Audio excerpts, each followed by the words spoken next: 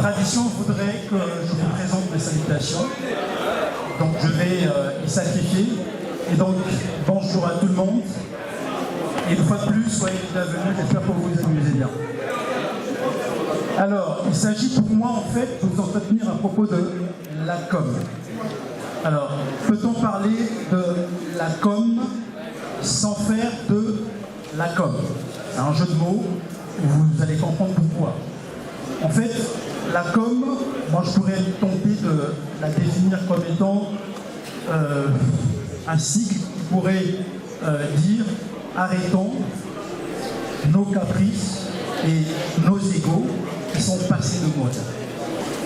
Mais il ne s'agit pas de cela en fait. En fait, la com, c'est l'association des Congolais résidant au Maroc. Ce n'est pas une énième association qui a vu le jour. C'est plutôt une association qui va remplacer toutes les autres que vous connaissiez à présent. La ESCOM, la COREM, l'ALCOM, l'ASCO et toutes les autres. Alors, par honnêteté historique, je tenais tout simplement à repréciser les choses dans leur contexte. Diable Rouge Concept, que je représente ici en ma qualité de porte-parole, avait rassemblé le 26 septembre dernier à Casablanca les leaders d'opinion, les responsables d'associations, en vue de trouver une solution à la multitude d'associations que nous avons ici au Maroc. Alors, l'idée de départ, c'était quoi? On voulait en fait créer une fédération d'associations. Et finalement, on est tombé sur un consensus qui a donné lieu, non pas à une plateforme réunion toutes les associations, mais plutôt une seule association qui s'appelle la com. Aujourd'hui, c'est une première édition de cette journée culturelle qui voit en fait l'unité de notre communauté retrouvée. C'est un moment fort. Au moment où je vous parle, je prends effectivement la mesure de cet événement parce que je suis traversé par des torrents de sentiments multiples. Je n'ai jamais été fier d'être congolais à cet instant. Pourquoi? Parce qu'en fait, la diaspora au Maroc représente quand même la deuxième diaspora congolaise au monde, par le nombre de ses membres qui, effectivement, la composent. Et puis, nous vivons dans un contexte politico-social assez curieux dans notre pays où la déliquescence, le délitement du tissu social n'a jamais été aussi important. Et de voir toutes ces personnes de toutes les origines, de toutes les ethnies, de toutes les considérations, décider à un seul moment de ne fonder qu'une association, c'est vraiment un symbole fort. Donc c'est un moment mémoriel, un moment historique que nous vivons à présent. Je ne voudrais pas tout simplement présenter cet événement comme étant un mérite d'un groupe sur un autre. C'est une victoire collective. Nous avons de quoi être fiers, tous, autant que nous sommes, parce que nous sommes les héros de cet événement. Nous devrions chacun de nous regarder la personne qui est à notre gauche et à notre droite et la féliciter pour avoir permis ce jour de voir effectivement cet instant. Alors, s'il y en a dans la salle, j'aimerais particulièrement saluer les leaders d'opinion. Le alligator, qui peut me rejoindre sur l'estrade. Je vais également appeler Fernand Maïdou Mamalela, qui est un leader d'opinion charismatique. Je vais également appeler tous les membres du comité de pilotage de Diable Rouge Concept. C'est vrai que tous les membres du comité ne sont pas là réunis, mais il y a une personne que j'aimerais, quand elle montera sur scène, que vous puissiez l'accueillir sous une pluie torrentielle d'ovations, de you-you, de viva, parce que c'est une personne qui s'est montrée généreuse, qui s'est appliquée sur le terrain, une personne qui a brillé par ses qualités humaines, par sa modestie, par son altruisme, par son sens de la compassion et de la repartie. Mesdames et messieurs, je vous prie d'accueillir chaleureusement, comme il se doit, le président de la com. Il est congolais, cela n'y paraît pas au premier regard, c'est un Kobo, comme il va le dire.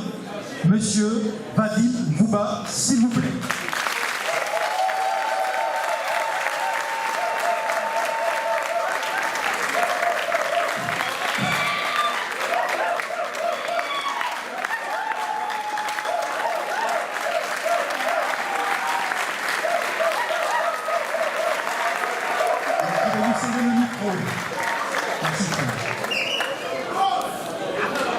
Bonjour le Congo.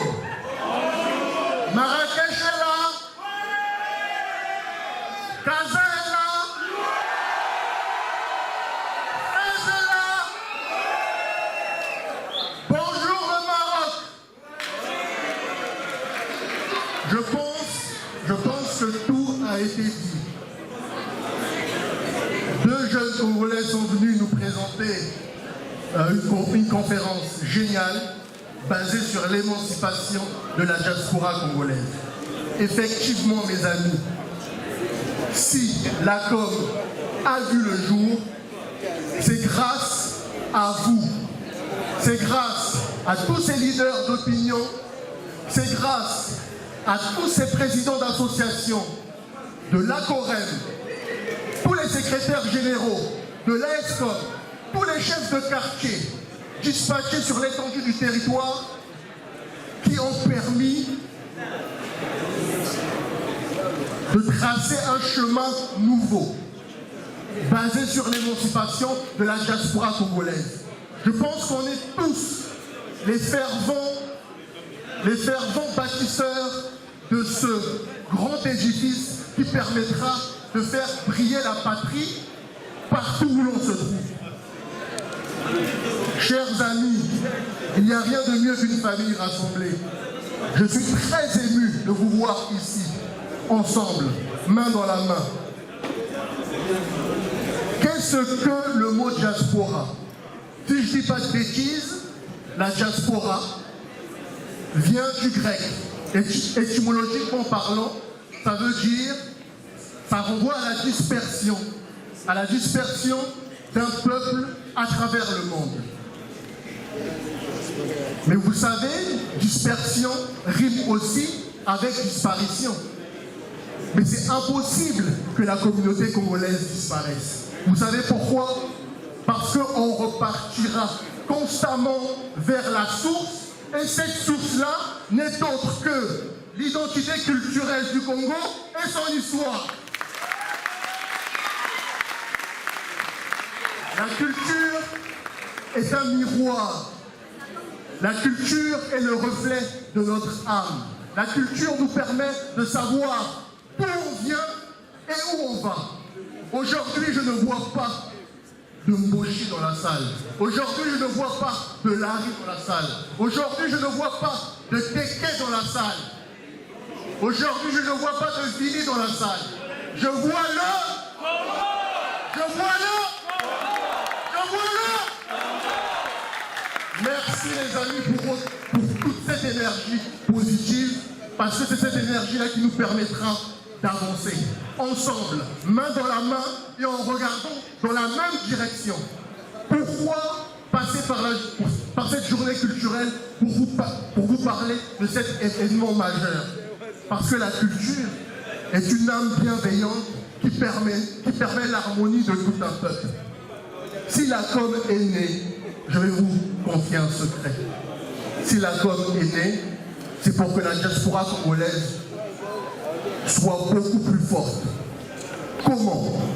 Eh bien, en travaillant sur l'intégration, professionnelle ou pas, des migrants congolais au Maroc, pour travailler sur leur insertion, pour travailler sur leur bien-être, pour raffermir la solidarité entre les Congolais au Maroc et mieux soigner l'image du Congo à travers sa diaspora.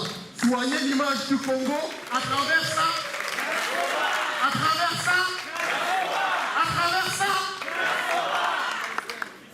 Une diaspora forte est une diaspora unie. Et c'est pour ça que tous ces membres, et même tous les héros dans l'ombre qui se cachent dans la salle, on a fait ce qu'on appelle un financement participatif. Oui, les sponsors nous ont aidés, mais il y a eu un financement participatif qui a permis d'organiser cette journée culturelle riche en symboles. Et pour ça, on peut être fier de nous. On a fait parler notre esprit d'équipe. L'esprit d'équipe, c'est quand même la meilleure école de solidarité. On a fait parler notre patriotisme. Mais le patriotisme, c'est l'amour du pays jusqu'au sacrifice suprême. Tout à l'heure, en montant, je me disais, mais qu'est-ce que je vais bien dire à tous ces âmes sœurs? Parce que tout a été dit. Tout a été dit par la danse, parce qu'ils nous ont transmis un message de solidarité, de convivialité, d'amour fraternel. Tout a été dit par ce ballet traditionnel. Tout a été dit par ce mariage coutumier. Quand j'ai vu ça, j'ai été fier d'être congolais. C'est vrai que ça ne se voit pas tout de suite. Parfois, on m'appelle Djibou. Djibou. Je leur dis, je ne suis pas un Djibou. J'ai épousé une femme Djibou, nuance, mais je ne suis pas Djibou. Vous savez pourquoi? Parce que je pense j'appartiens à cette communauté congolaise-là. Cette communauté congolaise, cette communauté humaine qui a conscience d'être unie par une identité historique, qui a conscience d'être unie par une identité culturelle et mieux par les enjeux que nous impose l'avenir.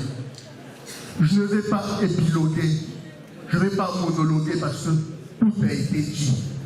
J'aimerais simplement saisir cet instant pour vous dire à quel point on est ému et à quel point on est fier d'être congolais et à quel point on est fier de la diaspora congolaise ici au Maroc. Une dernière chose, les amis. Une de nos compatriotes s'est fait violer. Elle est dans la salle. Elle est peut-être à votre gauche. Elle est peut-être à votre droite. Elle est peut-être sur ce podium. Elle est peut-être derrière vous. Elle est peut-être devant vous. Ou vous êtes peut-être la future victime. Et donc, pour elle, j'aimerais qu'on se lève pour lui montrer notre soutien le plus indéfectible. S'il vous plaît, levez-vous. Ça peut arriver à n'importe qui. Elle s'est faite violer par un compatriote. Et c'est juste inadmissible. Voilà une des raisons pourquoi la com est née. Protéger les Congolais qui sont dans la précarité. Protéger les Congolais qui souffrent, qui sont dans une solitude incommensurable. Étudiants, migrants.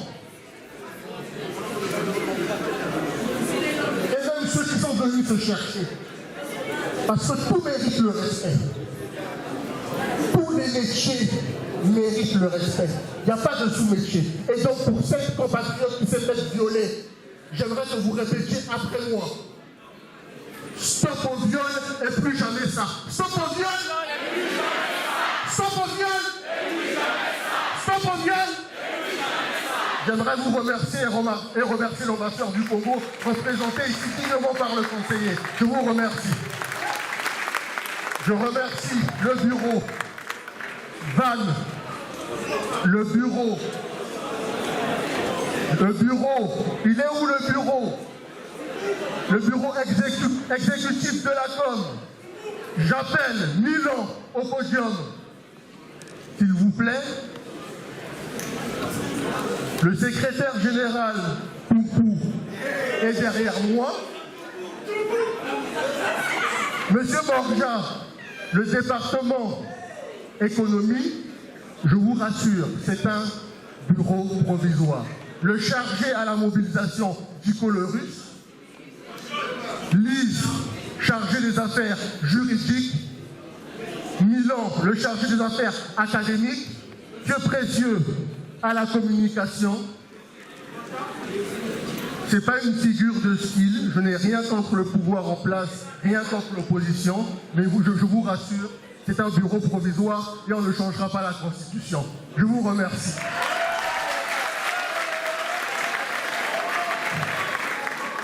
Et désolé, je viens d'oublier l'erreur écumène, j'espère que tu ne casseras pas la gueule à la sortie.